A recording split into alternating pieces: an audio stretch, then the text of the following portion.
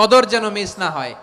21, 23, 25, 27, 29 নাকি খালি 27? না, ফালতামিসু ফিল আশরিল আওয়াখিরি ফিল মিনাল ভিতরি, রমজানের শেষ দশকের বেজর রাতগুলোকে কদর হিসেবে তালাশ করো।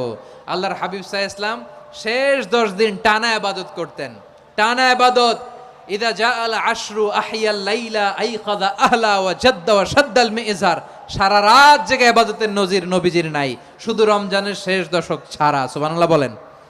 নিজেও ঘুমাতেন না, ফাতেমা রাদিয়াল্লাহু তাআলা আনহু, আলী রাদিয়াল্লাহু তাআলা আনহু কাউকে ঘুমাতে দিতেন না, সবাইকে জাগিয়ে তুলতেন।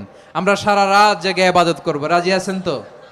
কদর যেন আমাদের মিস না হয়। আজকে থেকেই ক্যালেন্ডারে মার্ক করে রাখেন, সব কাজ পেছনে ফেলে, সব ব্যস্ততাকে পেছনে ফেলে ইবাদতের জন্য আমরা প্রস্তুত থাকব কদরের রাতে। কোনোভাবে কদর যেন আমাদের মিস না হয়, ইনশাআল্লাহ। বলেন তো সবাই।